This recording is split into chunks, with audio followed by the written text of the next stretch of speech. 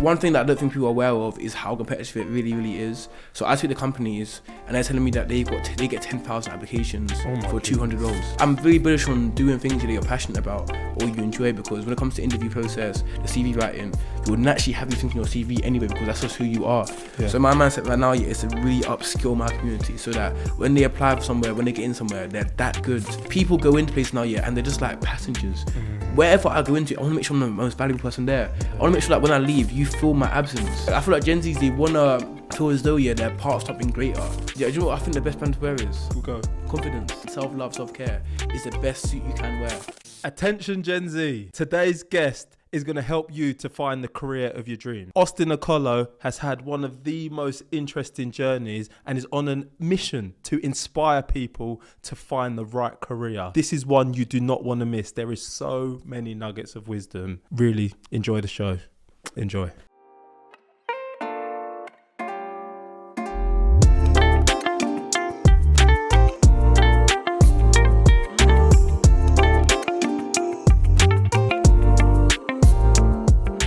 Hi guys, welcome to another episode of What My Best Friend Does, where we talk to best friends in the hope of inspiring you to take immediate action to find the career of your dreams. Today, I'm joined by the founder of Gen Z Recruits, Austin Okolo. Austin, bro, welcome. Thank you so much, and pleasure to be here. Bro, absolute pleasure to have you on. We like to start with a little icebreaker.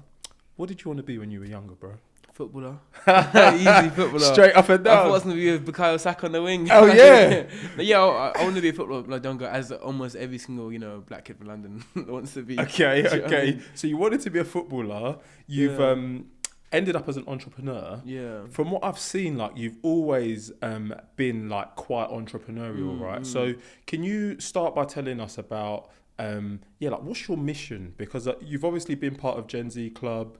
What was the mission of Gen Z Club, and what is your view on the Gen Z generation? It's a heavy question. Yeah, bro, we go straight in.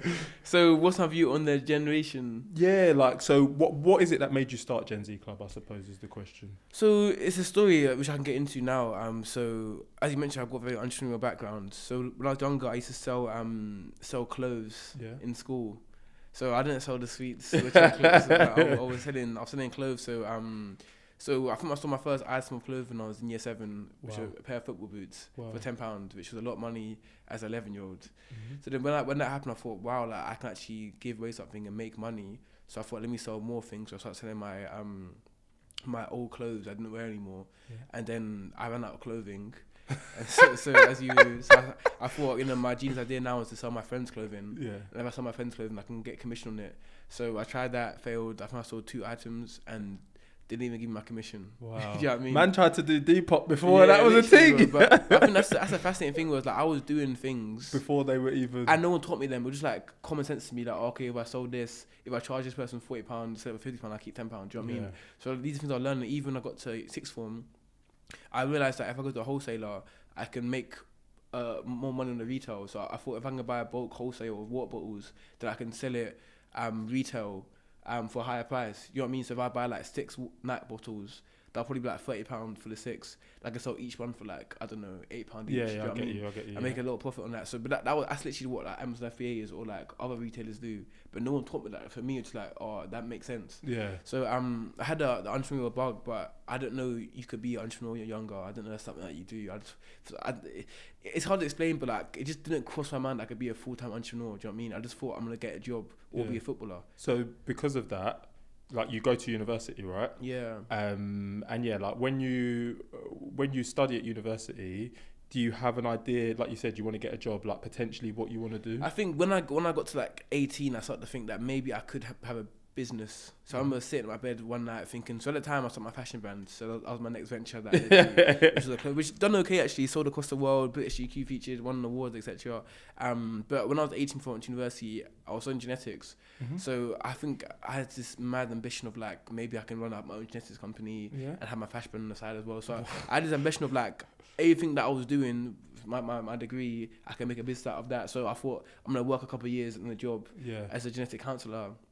And one day I could have my own genome firm where I help people find, I don't know, like, I had these ideas of like how I can be a business in that regard.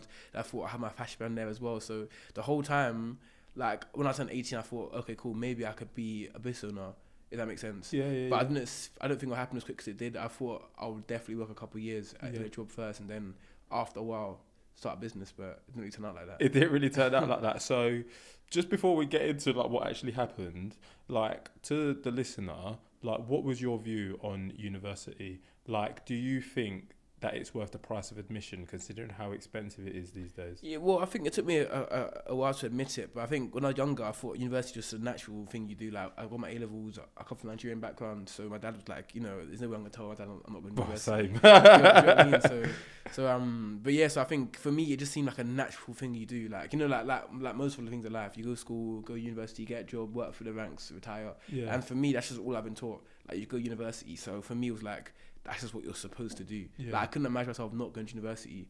So, however, now looking back at it, you know, and I told my dad this as well, because I've got a cousin right now that's thinking of dropping out of university. You know what I'm saying? You know, the Gen Z these days. But my dad said he talked to him. Yeah. I said to my dad, like, I'm not gonna lie, like, I hear where he's coming from a little bit, where it's like times have changed.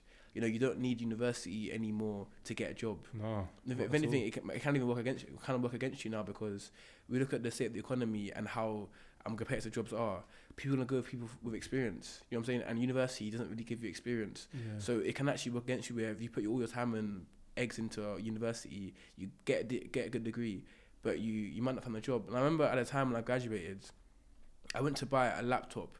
Actually, I think this was when I was in university. I went to buy a laptop at John Lewis in Westfield.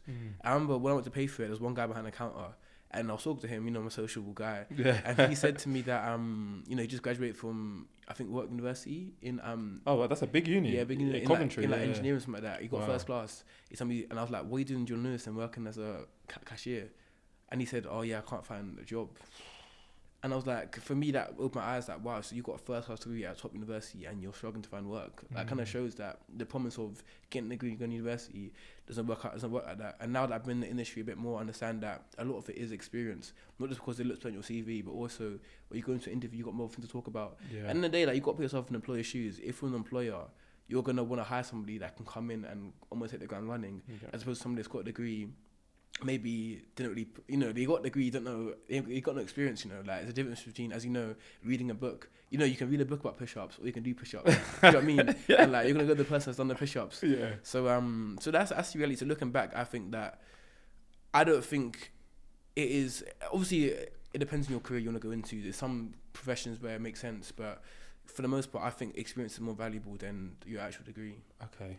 I love so it. Like, looking back, thing is, I wouldn't say I wouldn't have gone to university, because my university was very supportive in terms of my entrepreneurship. So they gave me funding, they gave me interns, they gave me mentorship. So even my idea with Gen Z Club, they were very supportive of that as well. I made some amazing friends there, made some amazing memories there, etc. So I would say I regret my degree, but I don't regret going to university. However, I do not feel like you need to go to university if you want to obviously have a great career. Okay, there's so much to unpack there. You just said you regret your degree, but you don't regret. So why is it you regret your degree? I think what I would have done is I would have done something that is aligned to what I really want to do in life. So like business and entrepreneurship or something. Yeah, like that. I don't think I'll do business, because I heard that business doesn't really help. It's not. It doesn't really. Yeah. But I would have done something like entrepreneurship, like something. I would have done research into the course first and be like, is it something that I think could help me? Because I think that would have been beautiful, because I think I would have taken university a lot more seriously. I would have tried harder. I probably would have got a first class. You know what I mean? Because I feel like I'll be learning and applying at the same time. So I'll be building my businesses and also going to my lectures as well. Yeah. I think that way it's more intentional. I think that's the key thing with university, is that I will be more intentional. I think that's the key word when it comes to university and life, is intentionality. Yeah. So if you're going to go to university, be intentional. Yeah. I think I would have been more intentional with regards to university, because I would have done something aligned with entrepreneurship where I can learn, and then after my studies I can go and do my own business. 100%. And that would have been a very good synergy, in my opinion. Yeah, and just to like back up what you're saying, like I did economics and management at uni, and I did it because I got Nigerian parents. My dad was like, go do medicine, become a doctor. I said no. He said, go do politics, become a politician. I said no. But it was like, I did economics because like it was like accepted by the Nigerian parents. You know what I mean? Even that wasn't really what I wanted to do. But I think one thing that I'm really big on, and you know, I never forget that argument I had a couple of years ago, and I disagree with this even more as I got older. you know, usually sometimes you argue with parents here, and as you get older, you think they were right.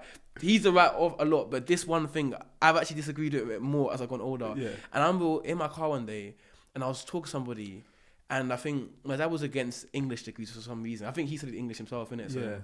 I was against it. He said you got to do a degree in science, which is why I did a science degree, because he said science. See, science. Which is true to be fair. You'll get a job in science because it's in demand. Science will be around forever, so it was right in that regard. So we'll sit in my car, and we had a family friend that was studying, I think, English or something like that. And then my dad was saying, "Oh yeah, like she shouldn't be doing that, etc. All these things, etc. etc." And I was like, "Yeah, but Dad, what she just enjoys it." And he was like, "No, I don't agree with that. You know, you shouldn't do things you enjoy. You got to be logical and smart and do something that's gonna, be, profitable, etc. All these kind of things, which does have some merit to it as well. You got to be smart and tactical, but at the same time, I think that the best thing you can do is something you enjoy." Yeah. I'm not saying that because of some wishy-washy reason. I'm saying it because of the fact that if you enjoy what you do, you're going to work hard at it. 100%. And if you work hard at it, you're going to outsmash the competition.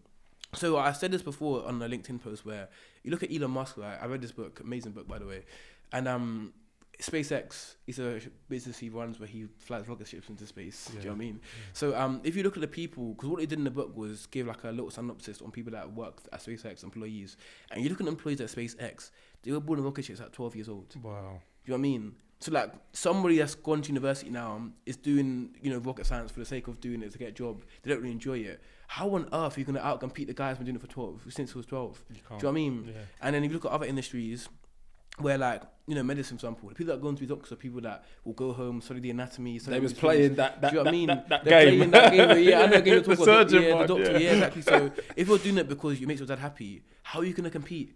Do you know what I mean? And even me, I generally love what I do. How you can compete with me when I'm up all night trying to think about how I can create more impacts? Yeah. So I think that you can say, "Oh, yeah, do that because it might make you some money," but I promise you, you're not going to out-compete the guys that generally have a passion for it. 100%. So that's my thing with like my generation. What I tell them is that when I talk to so many companies about like, "Oh yeah," I ask them, "So what are you looking for when you hire somebody?" They tell me, so say for example, it's in the financial service sector.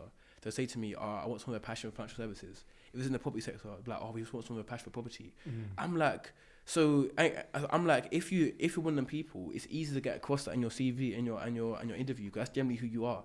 So when they're saying these things, that's just like, that should be natural to who you are. So I'm very bullish on doing things that you're passionate about or you enjoy, because when it comes to interview process, the CV writing, you would naturally have these things in your CV anyway, because that's just who you are. So you're going to get these internships, you're going to be doing this little side hustle on property, you're going to do this little side hustle on financial services, you're going to be reading this book, reading that book. In the interview, the passion will come through because it's what you do.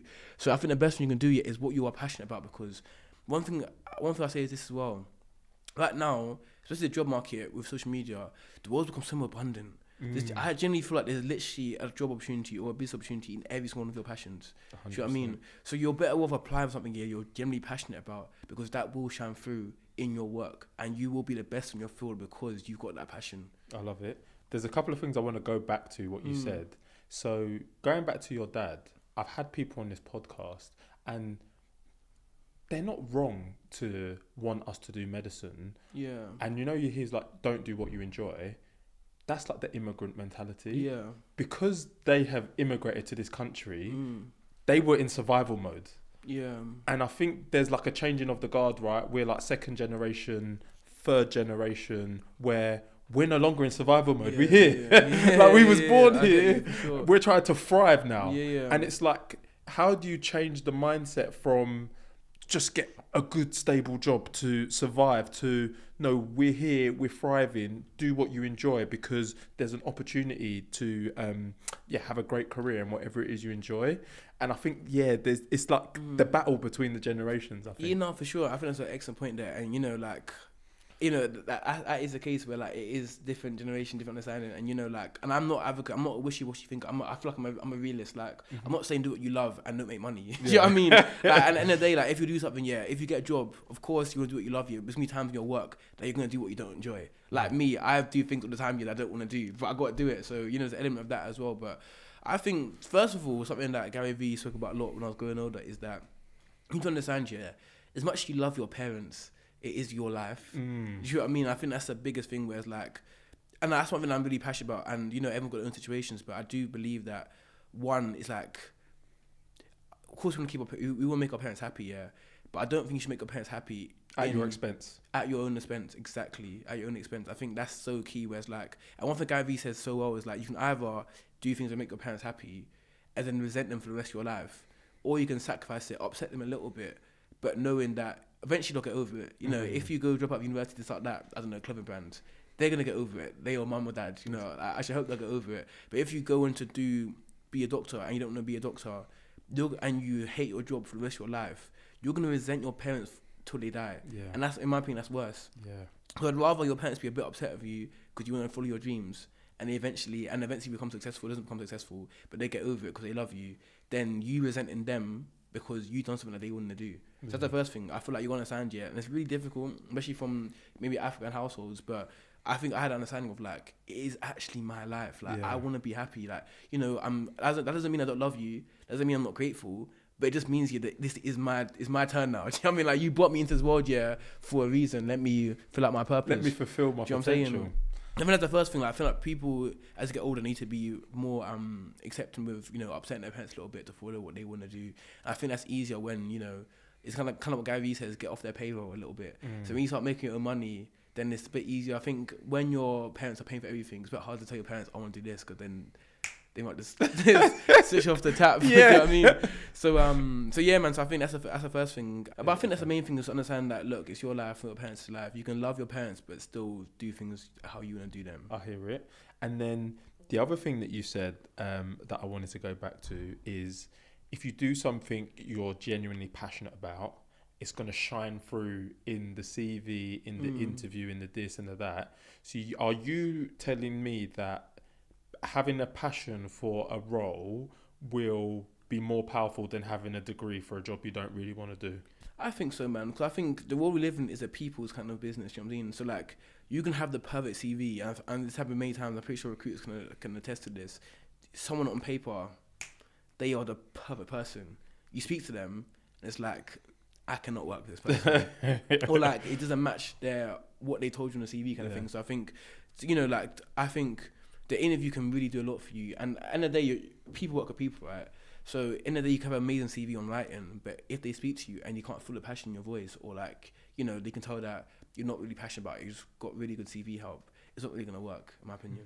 Okay. And then bear in mind, you actually need to work the job as well. So that's the first. People understand you that when you get the job, it doesn't stop there. Yeah. You actually need to work, you know, 5 days a week, maybe sometimes more. So, you know, maybe it's smart to do something you enjoy. If you're gonna get a job, you might as well do something that you're gonna enjoy, because you can be doing it for a long time. You know, one thing that's guaranteed is, you know, they say death and taxes, but work. You know what I'm saying? So I saw a graph a couple of years ago, and I think with the people that you spend the most time with in your life, the first people was your mum, so your wife, your spouse is the person you spend the most time with. Second person is people you work with. Yeah, it's like 80% of your life. Yeah, so most people who you work with. So like, you know, if you're gonna be working most of your life, you want to do something you enjoy. So obviously, like, I'm not saying like you can make the perfect CV around something you don't enjoy, etc. But you got on, but you actually need to get to the job and work the job. So I love it, Austin. So bro, like, let's talk a little bit about like today's job market, right? Because you've been helping top organizations find Gen Z talent for a while now. Like, you mentioned the fact that I think you said, like, you know, when you were 18 and that, you had the guy at John Lewis. When you was at uni, you had the guy at John Lewis. He went to Warwick, wasn't able to get a job. Yeah. Has that changed? Like, what is it you see in the job market today? Because there's been like lots of layoffs over the last few years. Yeah, what is it you're seeing in the market? I think it's contextual to your background. So I can only speak from what I see in my community, etc. And I do think it is difficult. I think it's gone harder. I think that, you know, one thing that I don't think people are aware of is how competitive it really, really is. So I speak to companies, and they're telling me that they get 10,000 applications for 200 roles. Do you know what I'm saying? And then I think other companies, they're telling me they got 14,000 applications for, you know, like hardly any, maybe 100 roles, for example. So the big companies get overwhelmed. You know, even another company, like even the smaller companies that I spoke to the other day, I think they said they got around 8,000 applications for their roles, for like, you know, a very small cohort of people. I think the first thing is that how competitive that really, really is. Do you know what I'm saying? I don't think people understand that. No. Do you know what I mean? So that's the first thing. A big thing that I'm really bullish on right now is it's a skills gap. And I think that's the main thing we're seeing. So obviously I can talk to people from certain communities, but I think the people that are struggling to get work, a lot of it is due to the skills gap, which I would say, bro. Like, you know, and it isn't an easy thing to say. I think it's easy to label, you know, racial biases, especially if coming from like, you know, certain communities, racial biases, etc. But I think the biggest thing is actually the skills gap, and it's not their fault. End of the day, like, as you mentioned, you're first generation, you're not going to get the kind of knowledge that other generations get, right? So I'll use me for example. My dad came to the country from Nigeria. You know, he's an entrepreneur. He's never worked a job in his life. Or not necessarily, that's a lie. He's worked a job, but nothing like corporate. Yeah. So like, I couldn't go to my dad or my mum and ask them. My mum's a hairdresser for most of her life as well. So I couldn't ask them if I applied for a job at a bank, for example. I couldn't ask them, can you look for my CV? They won't know. They're gonna tell me to use Google. Do you know what I mean? Yeah. Whereas another household, they can go to their uncle, their auntie, their cousin, then they can help them through their CV. So already that's one disadvantage. And a CV is such a big part of the application process. Especially when you know how competitive it actually is. And you know, these firms, I said they get 10,000 applications or 45 applications. Some of them might be using AI, but a lot of them, they're reading themselves. So if you've got to read 45 applications, you're not going to read it for long, are you? No. It'll take you 5 seconds. Yeah. So if your CV isn't up to scratch, and that's the critical thing I want to get across. Like you could be an exceptional talent. You can have great experience. You can have, you know, the right experience, the right CV, the right profile, all those kind of things. But if you don't present that well on your CV, no one's gonna know about it. Do you know what I mean? I think that's the biggest thing that I found was like, you can be an exceptional talent, but if your CV isn't up to scratch, it's all wasted because they can't read it. Recruiters will read your CV for 5 to 10 seconds. So if it's not laid out in a way that's easy to read, that puts your best self across, all that work you've put in isn't gonna even show. I think that's the biggest thing I found was like, so much of people's CVs is one lack of understanding around. If you're applying for a real estate role, put real estate experience. And it's crazy because it sounds so simple, but like sometimes you just need to be told these things for it to actually click in your brain. So if you're applying for a finance role, put finance experience. And if you don't have finance experience, get finance experience because that's who they're going to go for. And put it in a way where it's just easy to read, where like if you're, I think the biggest advice I can give you is put yourself in the employer's shoes. So like if you know, you got to read 45 applications, what are you going to do? You're going to make it very easy to read. You're going to show yourself that you got the experience for the role, all these kind of things. So I think the biggest thing right now is the skills gap. It starts with the CV, but goes into the interviews and also the escalate you get into companies. But I want to stress it's not their fault. Because no one's teaching these things. So somebody's got to do it, and I want to be that person. Oh, okay, that was that was going to be my question. Like, how do we bridge the gap? How do we bridge the skills gap? You're saying that is what you're doing. So maybe that leads us nicely into, can you tell us more about what it is you're doing at the moment and how you're helping to bridge the gap? You know, and it's not just me. No, I can't just say I can't do all alone. Like, you know, I'm going to do as much as possible, but, you know, I work for major companies that are very supportive as well, and I hope that other people will watch this and think, you know, how can I get involved as well? And not just like, not just with me, but in their own kind of communities and their own kind of fields as well, because it is really going to be a collective effort. But I think to answer the question, what I'm doing is that I'm really investing into my community to upskill them. Because I think there's 2 ways you can get people into companies. One is to maybe, you know, make it a bit easier for them, you know, lower the requirements a little bit, all these kind of things, Or we can make them so flipping good so that they can't be ignored. And my for me, what sounds more sustainable to me is make them so good that you can't ignore them. So my mindset right now is to really upskill my community so that when they apply for somewhere, when they get in somewhere, they're that good. And I feel that's how I live my life. I want wherever I do go, even now, like I make sure I'm that good, that you can't ignore me, you can't let me go. You know, like I said to someone the other day where it's like, I gave him some advice. I think he's starting a job soon. I said, when you get in there, be the most valuable person there. And I mean that. Like, people go into places now, and they're just like passengers. Wherever I go into, I want to make sure I'm the most valuable person there. I want to make sure that when I leave, you feel my absence. And I mean that. I think when it comes to redundancies, and, you know, I'm not talking any situations, but I feel like if you're valuable, they're not going to let you go. Do you know what I mean? And I feel like you need to go in there, do the extra stuff. You want to be so valuable, but it's like, how can I go on without Austin? Like, how am I doing without Austin? And I feel like whatever room I walk into, I make sure I'm the most valuable person in that room, or I try to be at least, so that I'm almost impossible to let go. And if you are gonna let me go, or if I am gonna leave, you know, you better add a few more zeros. Do you know what I mean? But that's the reality though. I look at football because I'm a big fan of football, and it's like, when it comes to football, I'm a Liverpool fan. Trent right now, he can demand whatever he wants, because Real Madrid are looking for him. You know, Jude Bellingham. You know, these players, they command that whatever they want because they're that valuable. The same in the corporate world. In football, when you're a top player, Ronaldo, Messi, they can demand whatever they want. I've heard stories about Neymar demanding some crazy things where like, you know, they're paying him to clap for the fans at the end of the match. I heard that story. But like, when you're Neymar, that's what you can do. I'm not saying, you know, we're all gonna be Neymars in our own work field. They're paying him to applaud. Yeah, they pay him to applaud. Do you know what I mean? And I'm pretty sure, like, if you look at some of these footballers' contracts, it's some crazy stuff in there, bro, where they'll promise you like a yacht or something, all these things. But they can demand that because I'm Neymar. Yeah. I think that if we have that mindset into the corporate world, when you work in the job, don't just get the paycheck. Go in there and be the most valuable person you can be. And I really mean that. No matter what room you walk into, and I feel like in life, I see too many passions and it breaks my heart. And so, to a passenger who's listening to this, like, what is an immediate next step they can take to not be a passenger anymore? I think the best thing I can do, is understanding that nothing lasts forever, and everything can flip like that. So, you know, you mentioned you've been redundant one day, and sorry to hear that, but, you know, you're probably, your world just shifted. Like, you probably thought, whoa, where did this come from? I think that, like, you need to be, what's the word I'm looking for? I want to say grateful, but I feel like there's a better word for it.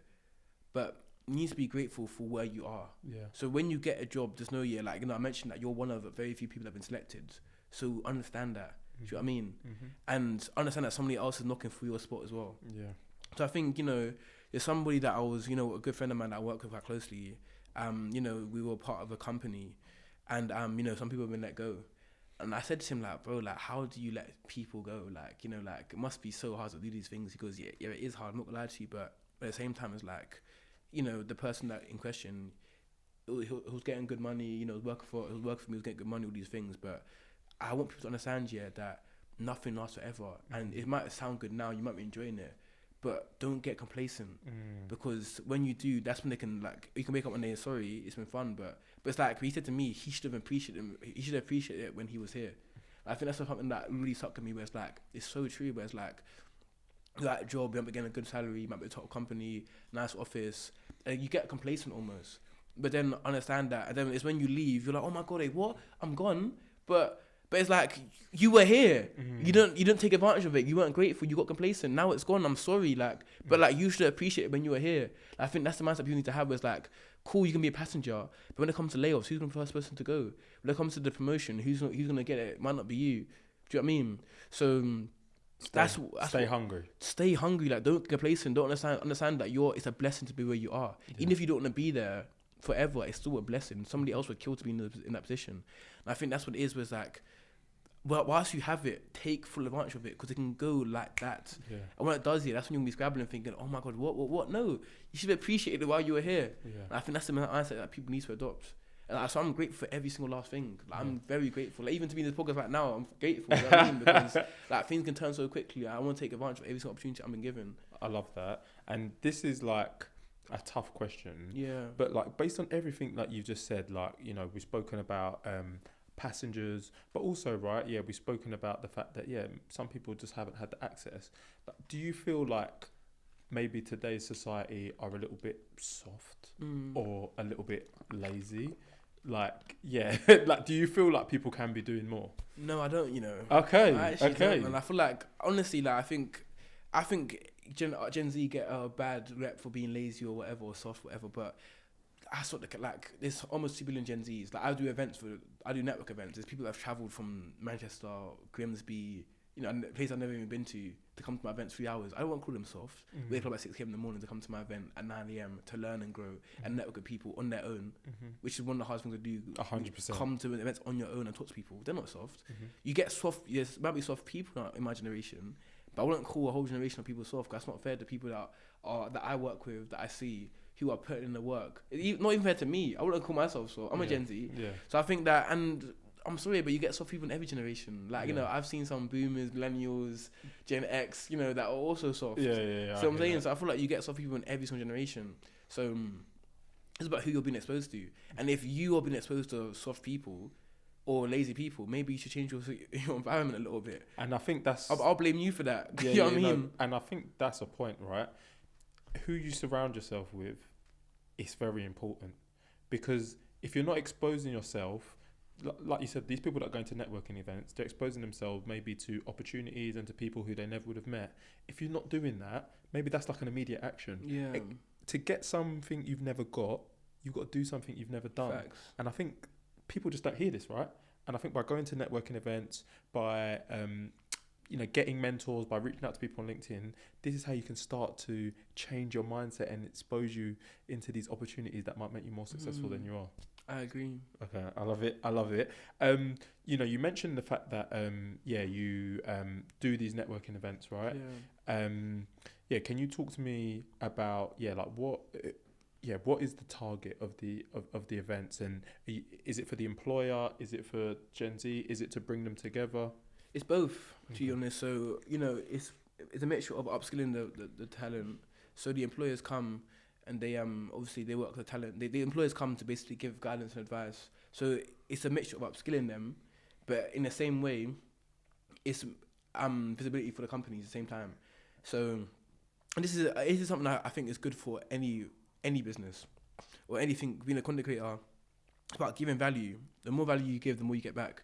So it works really, really well in any industry. So if I want you to follow me on social media, I got to give you value for you to follow me. Yeah. If I want you to buy something, I have to give you value for you to buy something. Yeah. If I want you to work for me, I have to give you value in order for you to work for me. So kind of like that kind of synergy where it's like the employers will give value to the young people in regards to, upskilling them, advice on getting jobs or all these kind of things. And in return, one, they're upskilling the talent that's going to apply for them. So it makes their life easier because they're getting better applications. Mm-hmm. Two, they're now more visible to the company as well. And three, they're building a relationship with the individual now because this person has helped me, they give me value, I want to go work there now. So it's those three things that work in unison, and more things, of course, that help the young people get the job, but also the employer get better quality applications, build a better relationship, and also better brand awareness. Because, and it might sound crazy, but I'm not going to lie, a lot of the companies that I do work with, some people I've never heard of them. Like even some like me, for example, like some companies that I worked with, I'm not gonna lie, I didn't hear about them before they reached out to me. Really? Like, I'm being serious, Wow. I feel like, it's all good when you're a massive company. You might assume that everyone knows who you are, but I'll be honest, a lot of them don't. Like even a company that I worked with recently, we had a tip box where like we asked them, have you heard of this company before? This is a £1 billion company. A lot of people said they never heard of them. Really? So like, I don't think a lot of employers understand you. There's so many people out there that might be great to work with you, but they've actually never heard of your company before. So you've got to be visible in certain areas. Okay, and on that, we're getting into the juice of it now. Like when I spoke to you off camera, you're like, I have a big focus on businesses. Like they need to be able to not just attract, but retain Gen Z talent.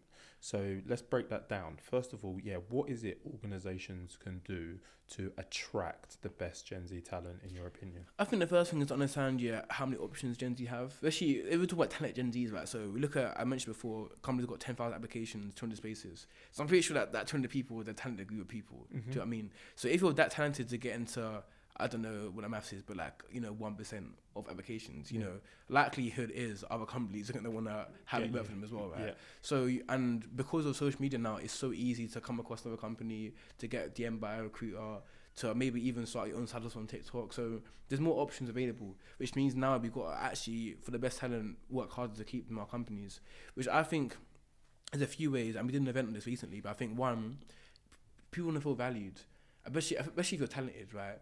You talk about football, I mentioned it before. If you're at a team and you're on the bench the whole time, no one takes you seriously, you're going to want to leave as well. 100%. If you're Gen Z and, you're constantly getting overlooked by your management team, no one takes your opinion seriously, you feel unheard, you're going to go where you're valued, right? So I think the first thing is Gen Z want to feel as though they're actually valued, like they are people, and they are. You've hired them for a reason, give them opportunities to basically show to you guys what they can do. So I think number one is valued. Relationships. I think we also need a more bespoke approach to things as well. So when we look at our benefit perks, does that benefit perk suit that individual in question? Does he care about that? If the benefit perk is I don't know, discount to flowers, does the person in question like flowers? So that means I think there's an element there where can we get more bespoke with the people that we are on our companies, and also just more, we talk about mentorship and development. I think it's important, more people that the person can go to if something's wrong, because there might be something wrong in the company, so there's something wrong with the individual. He might keep to himself. Then one day, like I said before, he might say, I'm gone now. And then they ask them why, like, oh yeah, because this happened, my manager doesn't respect me, etc. But you could have fixed that months ago. But if we don't have people in a company like mentorship or figures or maybe employee resource groups that they can go to and vent their and express their concerns to, like, then things are gonna escalate and build up. It's like being in a relationship and no one's communicating. Then all of a sudden you start having a massive argument, but it's because you didn't really address issues early on. You kept to yourself. I think that having open communication with senior leaders, management, etc., or even people that they can relate to in the company, that will help people get across things that they're struggling with early on, as opposed to keeping to themselves and then just building up. And I think the final thing is where also diversity comes into it. So if you are a talented individual, but if you're the only person in your family that looks like you, and let's be honest, as a black man myself, I feel more comfortable with black people to talk about my problems. That's just natural. So if I'm in a firm now and no one looks at me, I'm not going to feel as comfortable to talk about certain things. 100%. Certain things to certain people. So that way, issues that arise, and that's why a lot of companies might not be able to retain black talent or diverse talent, because the people in question haven't got someone that relates to them. So also, I'm also neurodiverse. So what I go through as a neurodiverse individual, you have to be neurodiverse to relate to it. Do you know what I mean? But if no one in my organisation is neurodiverse, then they're going to think I'm crazy. When I forget something, it's not me being unprofessional. I generally it's how my brain works. I've got so much going on in my brain. I will forget something. I might leave something at work one day. I don't want to be mocked for that. I don't want to be laughed at for that. It's just generally something I'm struggling with. Do you know what I mean? So a question on that, and I love that example. With regards to inclusion, right? You've mentioned the fact there that you're neurodiverse.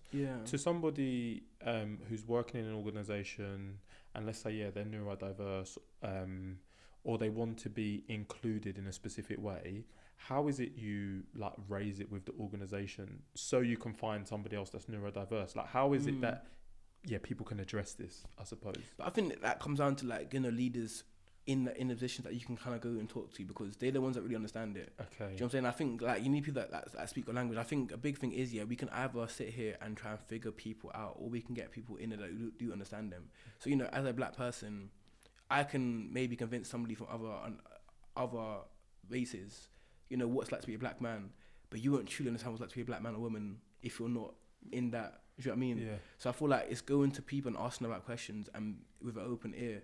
And if you're trying to ask a question, actually try to listen.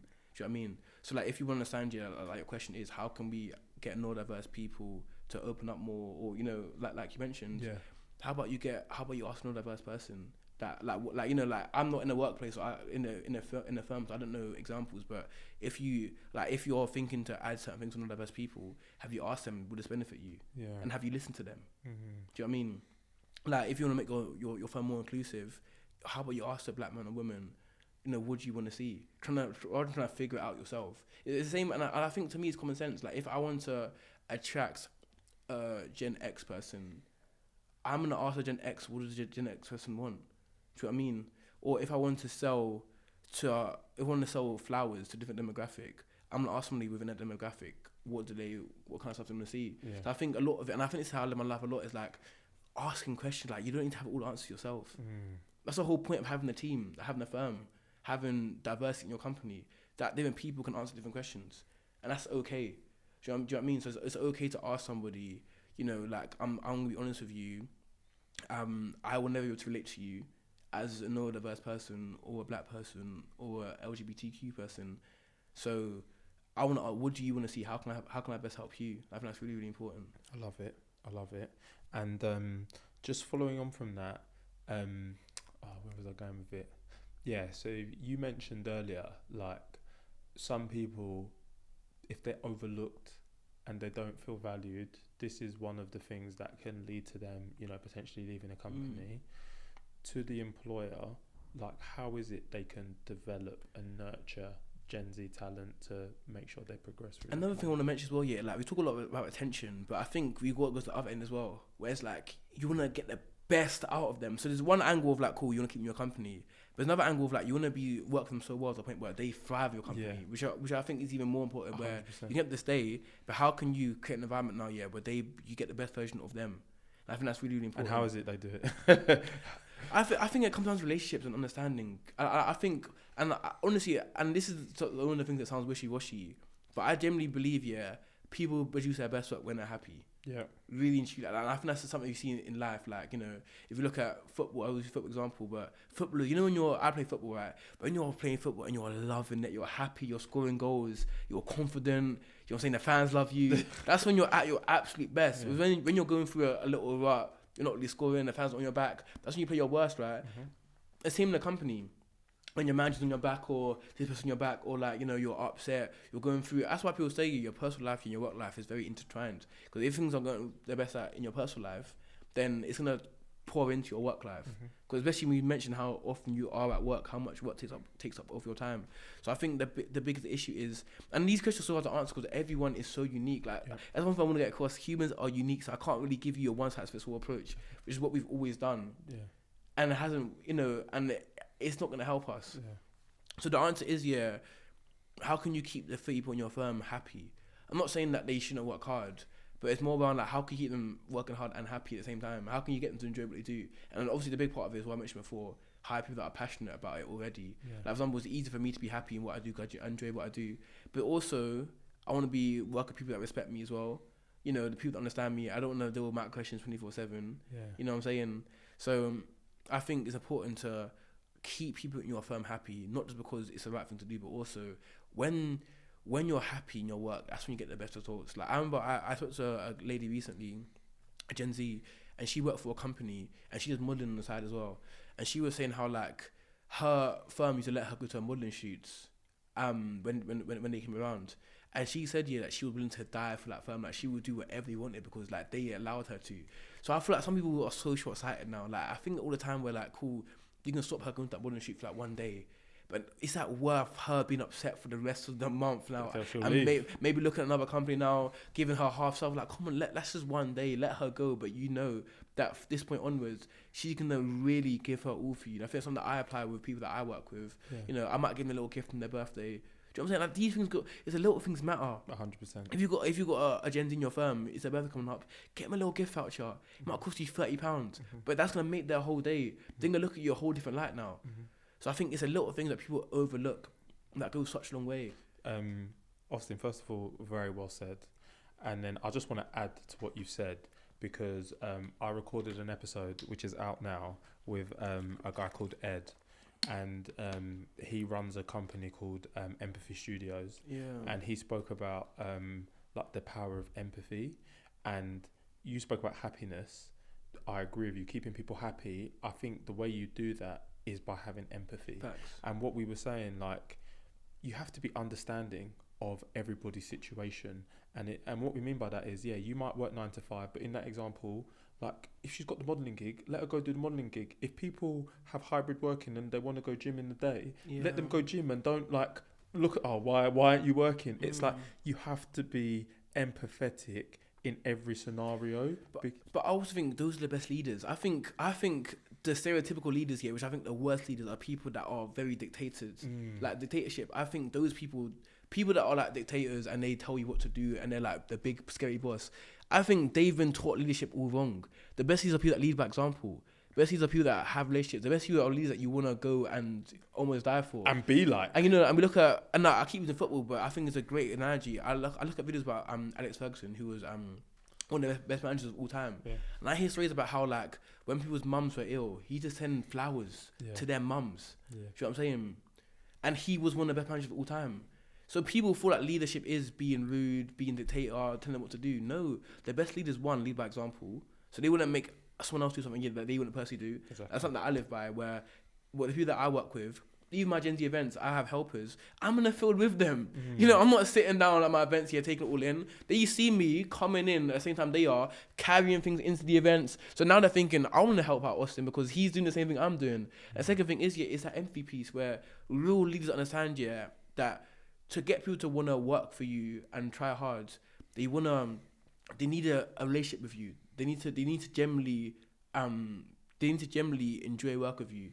I think that's the key thing that a lot of leaders don't understand. Was you can be this big boy, big bad scary leader and upset people, but you're gonna lose in the end because these people aren't gonna care about you. Whereas the people that look after their talent, nurture them, build relationship with them, those are the ones that they will die for you and work so hard for you. And I feel like so much of it is looking after your talent so that they actually respect you and appreciate you. And when they do that, that's a powerful combination. Yeah, and just on that as well, like I feel like people want to die for you, but people also want to feel valued, right? Yeah. So like, how do you advise organizations with regards to compensating like Gen Z talent?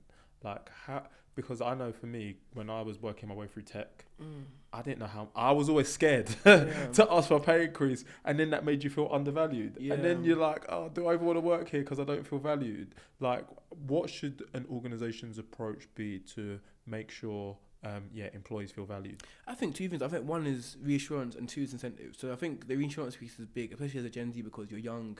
A lot of these people, their first proper job, like they go to university. So like, just let them know, like, can't like you were great in that, great in that sales call the other day, or you were great. I love how you spoke to this person. Give them that reassurance kind of thing, so they know, because you get in your own head sometimes, right? Especially as a young person.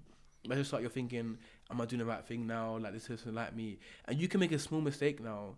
And in your mind, you're thinking, I'm going to get fired.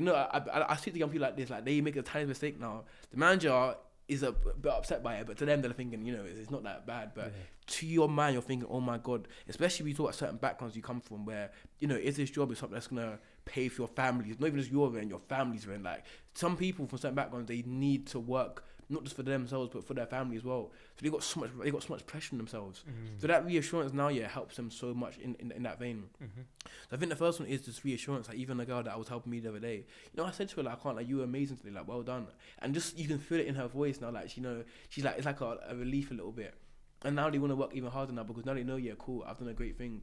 So I think the reassurance is so important. So like, if there's something you like, don't keep it to yourself. Let them know. And that's something I do all the time. If I see someone that's dressed sharp, like, I let them know, you look good, man. Like, I'm saying, like, you look good. So I like what you did there. Like, let them know these things, because you might think they know it already, but they might not know it. That's true. And sometimes, like, and I say this all the time. I said this the other day. I think it was the other day, or like to myself. It's like with men, you talk about love languages, I know it's a bit of a segue, but we've got love language. A lot of men have two main love languages. One is words of affirmation. The second one is physical touch. And the reason why, I feel like a lot of girls understand why men love words of affirmation so much. Because you understand, as a man, we rarely ever get complimented. Like, we hardly ever. I'm not saying, all women get compliments, but, women do get more compliments than men do. But some men, like, they might have not been told a nice thing in years. It's true. They might not have been told they look good in years. So, like, I know you can relate, when you get that compliment now, you remember that compliment for a long time. You start sitting up. Do you know what I mean? Because, like, I remember your first compliment that month. Yeah. Do you know what I mean? So, as a man, you rarely ever get told that you're, handsome, good looking, you dress well. You know what I'm saying? But I feel like a lot of girls assume that because they get a lot of compliments now, that a lot of men do as well. But in reality, men never get told nice things about themselves. Facts. Do you know what I mean? Facts. So I think the same with leading back to the point around, Gen Z talent. It's like, don't just assume because there's something good they know there's something good. Let them know that there's something good. Do you know what I'm saying? Like, don't keep it to yourself. Don't keep your compliments to yourself. I think that's the clip. Don't keep your compliments to yourself. Let them know. Yeah. Second one is, I think it's incentive, man. Do you know what I mean? I think that, one of the best ways, if we're being honest, the incentive by someone is money. Do you know what I mean? Like, if you tell them, look, I'm not saying you do this, but like, if you tell someone, you'll get a nice little bonus in the month if you do this, let's be honest, like, you're gonna work a bit harder. 100%. I think tech sales is a good example of that, where my brother's in tech sales and he's smashing it, but because he knows that if he closes this lead, he's gonna get some money in the day, right? So but I don't think money's the only incentive, but it is a strong incentive. But there's other incentives as well to think about. But I think that is two ways that you can help keep them valued. Is one, incentive, so that setting them targets that benefit you. Because in the day, like, as a company, they're helping you make money as well, kind of thing. So, like, it's good for them to get a piece of that, at least, isn't it? I love it. I went to an event where they said that you should give everyone in your firm some equity. I don't believe you should have to do that, but I feel like if you do, it makes them feel as though they're actually part of the firm. I'm part of a company where I've got equity. Stock options, and it's definitely something to consider, because the way they work is like there's like a vesting period, and it's like it takes 3-4 years for them to vest. If you're at a company 2 years, 3 years, you're like, I'm probably not going to leave. Do you know what I mean? Yeah, like, exactly. I'm locked in for at least 1 or 2 years, 100%. So I think it can work well. And you lose your options if you leave before that. Exactly. So true, man. So, and also when they win, you win. Yeah. I'm saying, like, if you get the IPO, everyone's celebrating. Do you know what I'm saying? Like, what you doing with your check? What you doing with your check? So, like, I think that's what you want. You want to feel as though it's a team effort. Like, you're part. I think, to be fair, the biggest one I haven't mentioned yet is purpose. That's a big one. Like, I feel like Gen Zs, they wanna feel as though they're part of something greater. They're creating an impact. They're creating, it's a purpose. And I feel like if you're as a firm, you can set the North Star and like, this is what we're working towards. Then you're like, cool, this is bigger than just my paycheck. This is bigger than just like the firm. This is something this is legacy right now. I think that there can really inspire somebody. I think that's what Elon Musk does so well, right? Yeah, 100%. So like, well. We're trying to take society to another planet. We're trying to, battle pollution. Yeah, exactly. And I think his missions are so great. I read his book where he applies purpose to every single one of his businesses. So, I think SpaceX is to get to Mars. Mm-hmm. Tesla was to, improve, the climate. Yeah. All these things is all around mission and purpose. I think when you're doing that, when you're like, wow, we're trying to get to Mars.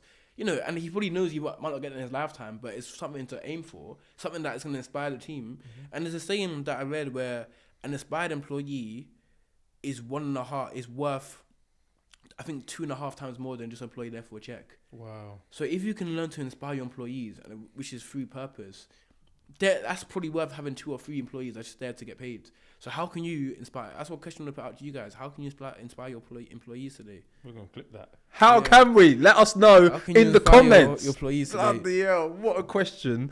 Oh my God, where was my mind going to go with that? So, you spoke there about purpose, right?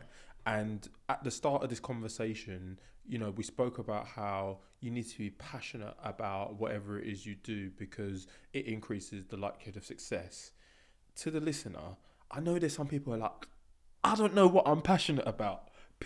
I hear it a lot. Even me, I felt like, I don't know, or I don't really know if that's the thing. How is it that people can find what it is they're passionate about? I think we all know what we're passionate about. We're just not scared. We're afraid to admit it. I feel like we're taught that we should be passionate about certain things. So like I read a lot of books, right? So people probably assume, I'm not like Austin who reads books. I'm not passionate about books. My passion is Netflix. But that's actually okay because like I feel like people need to be more intentional with what they're consuming, and it's actually okay to watch a Netflix because it might not be Netflix you're passionate about. It might be a certain show. Maybe you watch a lot of crime documentaries. Yeah. Maybe you watch a lot of movies. And there's one guy I follow on Netflix. He's got a couple 100,000 followers. He just reviews movies. So I think that people are judging what their passions are and not accepting them. Not understanding that it doesn't matter what your passion is. It can be very beneficial. Yeah. You can work for Warner Brothers or my last event. Do you know what I mean? So I think we all know what we're passionate about because it's what we do in our spare time. It's what we do on a Saturday. It's what we do when we go away from work, whether it is TikTok. But even your TikTok is probably certain pages you follow over other pages. Yeah. Do you know what I mean? There's certain creators you follow over other creators. Yeah. Or maybe it is Twitter. Maybe it's a certain content creator. Maybe it's a certain podcast. Maybe it's podcasts you enjoy. So I think just be more intentional with regards to like more intuitive with regards to what you're following and consuming. Because I feel like we all know what we're passionate about. You're scared to admit it. And there's no wrong passion, I believe. As long as it's not hurting people. You know what I'm saying? Unless it's boxing. But like, there isn't any bad passion. So stop judging your own passion. And what do you do in your spare time? What brings you joy? I love it. What makes you smile? I love it. And we all have things that bring us joy. Yeah. Do you know what I mean? And if you don't have things that bring you joy, go and taste some things. Go and find out. Do you know what I mean? Like, go and taste something. Go do a ski class or something. And then here's the scary question, right? So you find what you're passionate about because they followed those steps. They realise that there's a trend in like the Netflix or the podcast. The next thing they want to know is how. It's like, how do I go and find a job? Because I think sometimes, to your point, people are scared that maybe I'm not going to be able to get a job in that industry. And then what was that? Like, what are the steps people can take? I'd say like, you got to be, and I feel like this is why I love entrepreneurship linking to like work. I feel like it's all intertwined, you know what I'm saying? And like when you say, cool, I got a passion, where can I work? I was with my friend the other day, right? And I told my friends, there's so much opportunity out there. Like I was walking down Liverpool Street, I was seeing so many shops, so many businesses. There's a business, this microphone is a business, this suit is a business, these earrings is a business, this thing attached to the microphone is a business. This studio is a business. That light is a business. That camera is a business.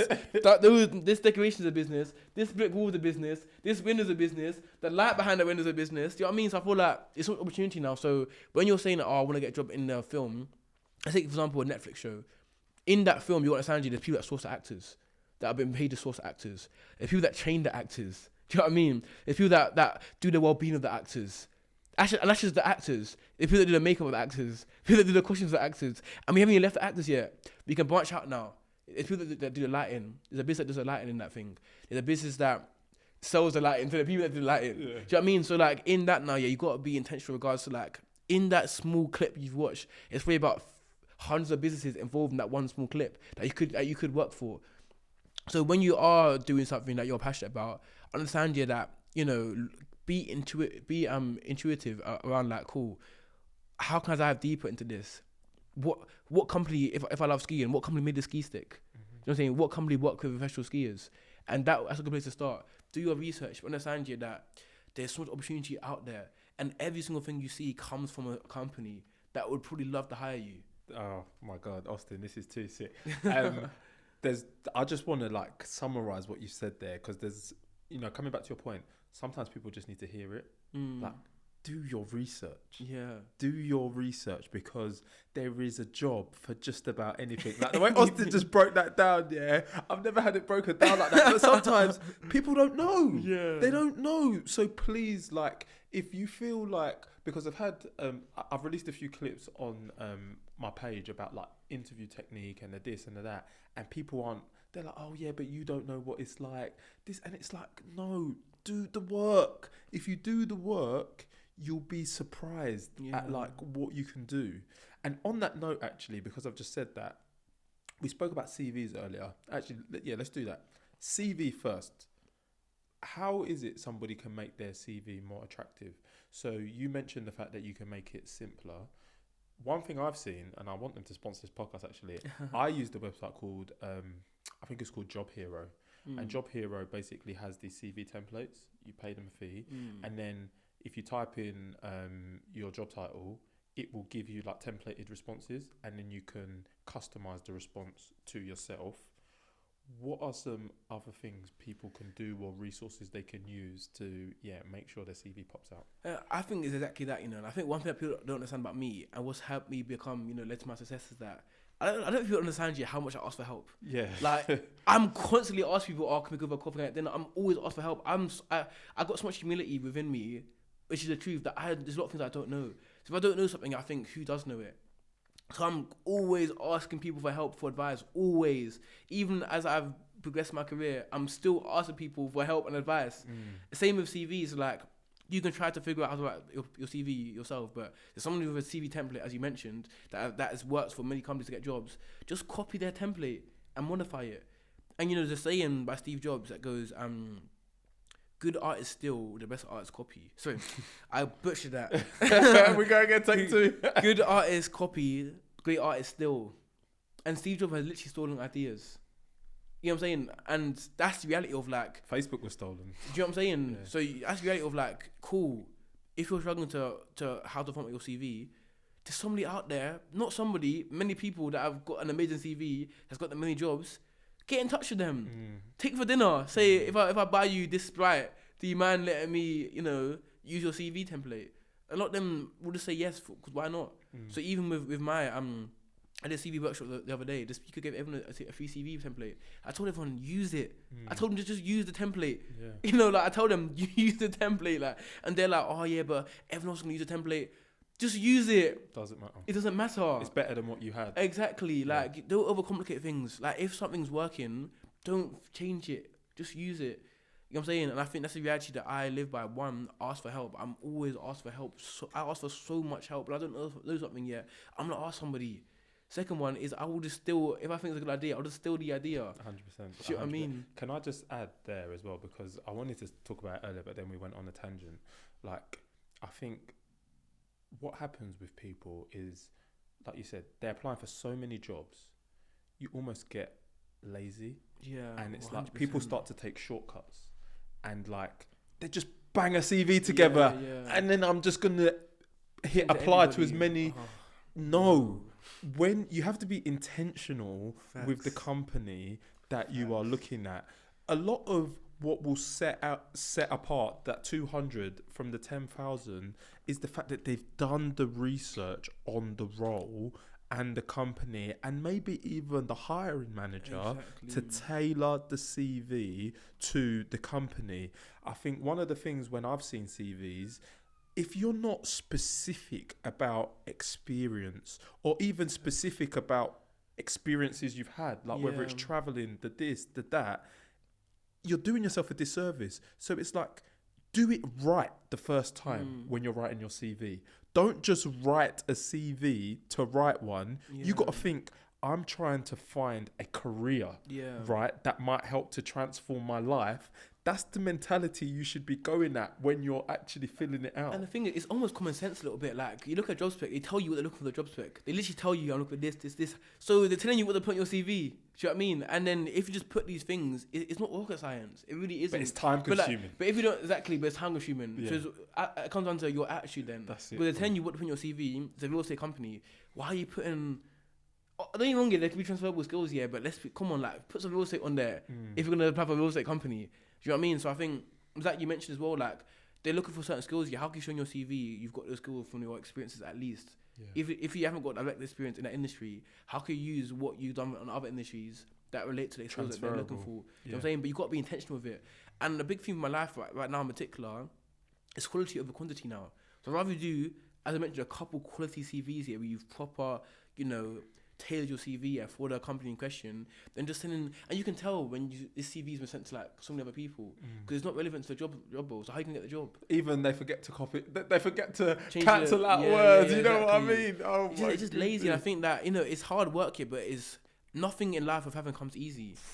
And I think even me, it's funny because I was talking to my friend the other day. I do a lot of my events, right? So obviously I do these events and I get so many people come and talk to me, etc. And it's so draining. And the reason why it's tiring isn't because I hate everybody, but because you got to understand this now.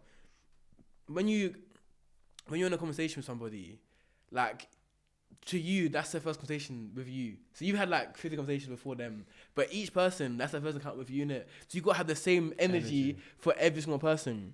So it is more time consuming now, but rather that, then people say, oh, Austin, he was a bit off today, you know what I mean? Yeah. But it's because, I've had like 40 conversations before you. And they're like very similar. But like, I know deep down, I've got to uplift myself because this is your first time and talks to me a little bit. Yeah. And although it is tiring, it is worth it in the long run because I know this is your first account with myself. Yeah. Let me make it, worth your while. Yeah. Same with CVs, but it might be more effort to tell your CV per company, but it's going to work out. And I think that's the same thing where I can have one great CV or one great conversation with you, but if 40 of my other conversations are terrible because I use all my energy with you and I'm too lazy to uplift myself for everybody else, then it's going to work against me in the long run. So it's more effort, but you need to put in that energy for these things. Quality over quantity, as you've said. It's everything. We've spoken about CV. Something I love talking about on this podcast is interviews, right? So you've had many conversations with a lot of different organizations. Yeah. Have they provided feedback on what helps candidates or Gen Z talent to stand out in interviews and where people keep falling down? And do you have advice for people when interviewing? I think a couple ones. I think when you're falling down now, it's the simple things. So like, it's how you dress. Do you know what I mean? Like, I've seen video interviews where the person in their garden, they got their AirPods in, they wear a t-shirt. Do you know what I mean? It's like, at least be presentable. Because I feel like how you look speaks volumes about you and what you see. So even how I wear a suit, straight away you're thinking, this guy must go somewhere serious. I'll take him seriously a little bit. So I think number one is make sure you come and represent yourself well to begin with. Come with the right attitude. Be on time. Dress well. Look neat and tidy. Do you know what I'm saying? I think those things are really, really important. But I think the main thing they want to get across in the interview is a genuine interest in the company and research. I think that's the main thing. Yeah. But I think that comes from the fact that if you're doing what you're naturally passionate about, you would know things. Yeah. So if you, as I mentioned before, for Elon Musk, SpaceX, if you've been building rocket ships since you were 12, in the interview now, we ask about rocket ships now, it's almost a roll off the tongue a little bit. Yeah. So I think number one is like, when you're passionate about things, it's easy for you to say things. When you've got experience in certain things or certain internships, it's easy for it to come across the interview. But I think the main one is like showing that you've actually want to work at this firm in particular. Yeah. You've researched the company, you're passionate about the company. I think that when that doesn't come across, that's when you could be in a bit of trouble. Yeah. But also, I'd say as well, like, so much, honestly, and I think there's a big thing, so much when it comes to effort. Like, you know, you can tell when someone's putting effort. You prepare for the interview, for example. Even, I recently helped a company, a wealth management firm, with some of their roles. And for them, you have to do like a video presentation. And some people just do the standard, you know, camera, talk the camera, which is fine, you can do that. One kid, he did a whole presentation.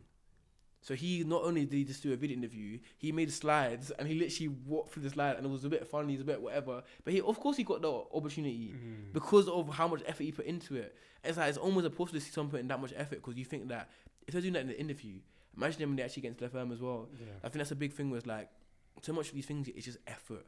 You know, doing the research on the company, being passionate, showing up on time, dressing well, getting a haircut, all these things, you know what I mean? And yeah, on that, like, obviously, like you said, you're very presentable. Like, the dressing well, so that is important, right? It's the way you present yourself that is going to help you to strike a good impression with employers. Yeah, I 100%. But I just think it's funny because some of these things it's just life in general. Yeah. Like whether you're a business owner, whether you're, you know, looking for employment, whether you're trying to attract that girl, it's you know, it's the same thing. But you gotta dress how you want to be addressed. Do you know what I mean? I think it's so important. Whereas, like, you know, we say don't judge a book by its cover, but let's be honest, it's what we do. Humans are built to judge you by how you present yourself. But it also says a lot about you. If you've got a nice haircut, if you're dressing up sharply, it says that you take pride in yourself. I was talking to someone today about that, about confidence, about how you dress. It almost speaks highly of how you view yourself. If you want to look nice, it's not about other people. It's also about you want to look nice for yourself. It says that you respect yourself. If you're on time, if you're, like, you know, looking good, etc., it means that you respect yourself a little bit. So straight away, they're gonna respect you more. Straight away. But if you don't even respect yourself, your shirt's unironed, you know, you're not on time, you know, you're a bit wishy-washy. Why should they respect you if you don't even respect yourself? Yeah. So I think that comes down to a big part of it. And just on that as well, just as you're talking, I'm like, looking good doesn't mean expensive. Like, do you get what I mean? Absolutely. It's like, you do not need to have the most expensive, because, you know, people are going to be like, oh yeah, it costs money for this, it costs money for that. Primani, like, they'll do suits, they'll do shirt. Uniqlo is where I get, like, 100%. I know this is Ralph at the moment. I knew Austin was going to come with a little bit of man, put on the Ralphie, but it's like, there's affordable options, because I know, especially, like, you know, cost of living and that, maybe people, they can't afford it. And it's like, okay, maybe you borrow from a friend for the interview. It's like, there's a lot of reasons why we can say we can't, but to your point, we have to, like, look out. But I also think the best thing you can wear, do you know what I think the best brand to wear is? Go. Confidence. Honestly, like, I believe the best brand to wear is confidence. I feel like, you know, you see people wearing certain clothes on, and it's almost as if you're like, the clothes are wearing them. Yeah. But it's because you're like, whereas me, I can wear certain things now, and, you know, sometimes I wear some cheap items, but people assume it's a lot of money. It's just because of how I carry myself. They assume that, that was an expensive suit. I don't say why I got my suits from you, but I'm not gonna lie, that suit in particular wasn't that expensive. Or like, I might wear a jumper, that jumper must be so expensive. In my head, I'm thinking, because of how I carry myself, they assume it is. Yeah. So, but because you're like, I'm confident in myself. I've been through a lot of things that I made it out of. I built myself up here to love myself, be confident in myself, and I think self-love, self-care is the best suit you can wear. Ooh. Yeah, I love it, bro. That is a bar. That even rhymed, you know. But it's the best suit you can wear. So I feel like, you know, going to the gym, you know, because when you go to the gym a little bit now, you're a bit more confident now because you feel good in yourself. You know, like learning a new skill. These are things that I'd rather you do that work on yourself a little bit, so that when you dress now, you're confident. Because I think that's the best thing to do, rather than trying to waste all the money on trying to look confident. How about you go and be confident? I feel like being is the best form of that. So I think the best suit you can wear, the best item you can wear, the best haircut you can get is confidence. And I think people can feel that. Boom. So yeah, man. Austin, we got the clip. Show about confidence. Someone's gonna turn to a brand now. Someone's gonna make a whole like collection called Confidence. Do you know what? I actually got a friend at work who's got something called Godfidence, which is I love that Godfidence. It's good. Shout out Earl, you owe me some royalties for that. Where I was gonna go, so just as like we wrap up, like in terms of like upskilling, right? You mentioned the fact that you've read a lot of books. What if somebody's listening to this and like, oh man, like, yeah, I just want to go and learn entrepreneurship or learn about an industry? Like, is it books? Is it YouTube? Is it just whatever comes naturally to the person? What's the best way you think to like level up? I think you got to do what works best for you. I think everything's got pros and cons in it. So my friends used to say to me that, oh yeah, like I used to be really advocate of books. Like, no, you got to read books. They were like, no, what were you like doing this better? Which I still feel a little bit, but I do agree that it depends on your lifestyle. So I'll be honest with myself. I don't read books as much because my time I've got so much busier. Like I don't have half an hour anymore to read a book anymore. Do you know what I mean? So it is my life's been busier. However, I do have time to listen to a podcast. So when I'm in the gym, for example, while I listen to music, I listen to a podcast. I'm exactly the same. So it's more like your lifestyle a little bit. You got to understand your lifestyle. So there's so many options out there. You got podcasts, you got videos, you got books. If there's one, I would say books because of how in depth it is. Like oftentimes, people get authors onto their podcast to promote their book. So usually the podcast, look at Steve Bartlett, for example, a lot of people that go into the show is because they want to promote their book, which has got more information. So you might think, so on that podcast, they're scratching the surface. The real juice is in the actual book. So I would say, like, if there's one, I would say is 5 times to read books, which again is more effort. And I think that's a formula of life. The more effort, more rewards. So cool, you can do a podcast, but you're not gonna get as much out of it as a book. The book's got more. It takes more effort to read a book, but you'll get more out of it. So I think choose the option that has the most effort, because that's how you get the most rewards. Is that you can read a book about push-ups or do push-ups. It's probably more effort to do push-ups, so you get more reward out of it. And I think that's the same with life. It's like the more effort it takes to do something, the more reward you'll get out of it. You can go to your job in a jumper and tracksuit, or you can in a suit. You're more likely to look at that job if you wear a suit because it's more effort. Even to close that business though, you can do it. It's something like my mentor taught me early. You can try and close it over email, or you put more effort and close it over the phone, or you can close it over a video call, or you can close it in person. So if you look at the effort attached to closing that deal, the more effort you put into the deal, the more likely you are to close. So email, not so much. Phone call, bit more effort but a bit more chance. Video call, more effort but more chance. In person, a lot more effort but way more chance. So that's a formula you should apply to your life, I think. And you've spoken about having a mentor there. How important are mentors? I think mentors are very important because they're almost like blockers from going out. It's like if you're in a lane, they almost prevent you. So the car that I have, I've got lane keep assist. So like when I drive out the lane, it brings it back in. So when you got it's almost like that a little bit where it prevents you from taking the wrong turn. Which, don't get me wrong, you can take the wrong turn, but you can come back round. It's like when you miss a turn on Google Maps, it adds a couple more minutes. It's like that a little bit, where like you'll still learn, don't get me wrong, you'll come back to the road anyway, but mentors can stop you from going in the first place and go that way. But I would say this, so mentors help you speed up the process of learning rather than learn. So the best I can put it is this: you can either learn from your own mistakes or learn from someone else's mistakes, and mentors allow you to learn from someone else's mistakes. 100%. However, I do believe people overestimate mentors. So they over deep it. So I would say Gary Vee's my mentor. I met Gary Vee once. I had a 2-minute conversation with him, but he was my mentor for the past 5 years. Eric Thomas, I never met him. He was my mentor for the past 5 years. He was just in London, My brother. I went to the show. Oh, you went, yeah? I went to the show, but I didn't get a chance to meet him. But yeah. So these guys were my mentors, but they never met me before. So I've got mentors. It's people that are my mentors that don't even know I exist. But they're still my mentors. I'm probably mentors to a lot of people. You know what I'm saying? But I never met them. So don't think that to have a mentor needs to be like a Zoom call. You need to have a regular... a Zoom call, 6 p.m. every Tuesday. Do you know what I mean? Because I'll be real, the more successful someone is, the less time they actually have for these things. Do you know what I mean? So they got loads of people asking them to do certain things, but they didn't have time for them. Like even me, right now, I barely have time for myself. So for me to go now and give myself a coffee for one person, it's gonna be difficult. I'd rather have a podcast of you influence way more people than just have a coffee with one individual. I think the first thing is one, you can find mentors online, through content.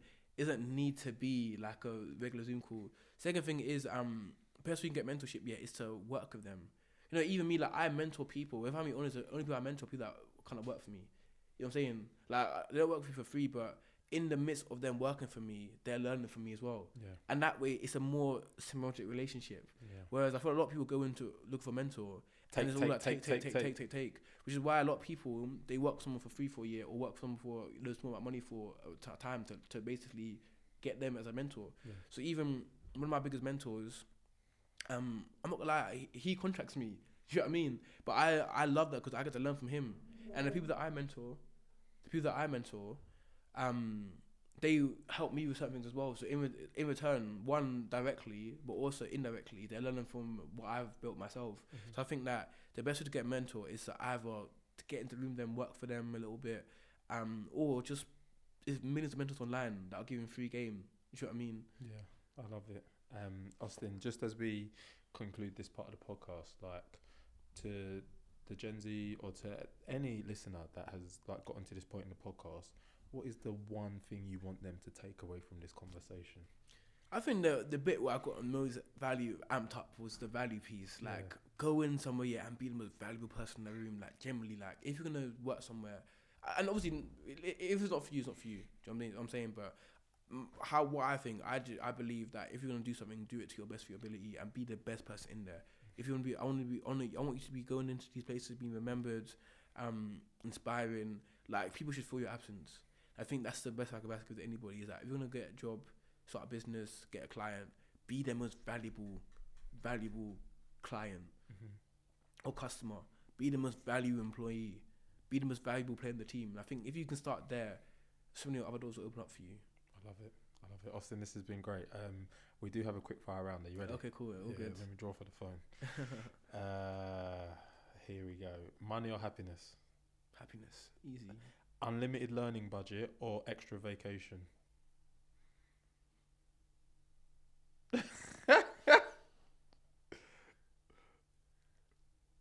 See, unlimited learning budget. Oh, limited learning budget. Okay. That's unlimited. No, yeah, that's unlimited, crazy. You know, unlimited. learning for sure. Constant collaboration or independent work? Constant collaboration. Frequent job rotations or deep specialization? My ADHD is telling me frequent job rotations. But like, I think it depends what you want to do. Like, if you want to maximize money, I say deep specialization. If I want to maximize happiness experience, I'd say job rotation. Okay, sick. Start-up stock options or guaranteed annual bonus? Start-up stock options for Love sure. it. 100%. Work from home or work from the office? Work from the office. Would you rather travel to the past or future? Neither. Okay, just live in the present. Yeah, no, I don't like either of those. Personal career coach or large professional network? Large professional network. I like it. And finally, dream dinner guest. Gary V, man. Oh yeah, Gary V. If you hear it, Gary. Austin, this has been such a great conversation, man. We do have a closing tradition, like with everything that you've been through, and knowing what you know now, what advice would you give your younger self? And yeah, would you still be doing the same thing? I'd say when one door opens, when one door closes, another one opens. I feel like, growing up, I wanted to be a footballer, but I never could have pictured I'd be doing what I'm doing now. But I think it's like telling him that, look, if one option doesn't work out, there's so many other options out there. I think that's what I'll tell my younger self. Like, there's so much abundance in the world. I love it. And would you still be doing the same thing, you think? Yeah. Sick. And I feel also like, bro, like, whatever you want, you can make happen. Do you know what I mean? Like, really and truly, bro, like, like, nothing is out of your reach. Yeah. Do you know what I mean? I believe that, bro. Yeah. I believe that, and I believe the listener is going to believe that after getting to this point in the podcast. Where can people find you, bro? You can find out you can join my community at genzrecruits.com, which is all around me helping you guys become the best version of yourselves, get jobs, start businesses. I'm investing to make you guys a more talented person if you're willing to become that person. You can find me on social media, Austin Okolo, all platforms. On Instagram, I've got an extra O because one O was taken. So Austin Okolo on LinkedIn, and then Austin Okolo with 2 O's on TikTok and Instagram. Okay, sick. Austin, yeah, I'm loving what you're doing. I'm going to love to continue watching the journey. We're going to run this back, bro, because sure. I know that, you're destined for great things. Thank you. Oh my God, there's one thing I need to ask you actually. Like, where do you see yourself in the next 5 and 10 years? I don't actually think that far ahead, bro. No? I don't think there's any point. Because like 5 years ago, I don't think I'd be doing what I'm doing now. Yeah. 5 years ago, I was 19 5 years ago. And I didn't think I'd be doing this. Gen Z Club was nothing. Do you know what I mean? So like, for me to look 5 years ahead, I don't think it makes sense for you to predict that. Okay. Because I could do something completely different. Yeah. So I think that defo helping people, defo create impacts. No matter what I do, there will be around impacts. I think 100% I can guarantee I'll be making an impact somewhere. I love that, and I believe that. Yeah, to the listener, guys, if you got into this point in the podcast, you know what to do. Like, subscribe, comment. Let us know how you found this, man. And if like there's any takeaways, please let us know in the comments what you've actioned and you know how we've hopefully helped to help you. But for now, this has been another episode of What My Best Friend Does. If you didn't know, now you know. Now go outside and take some immediate action and find the career of your dreams.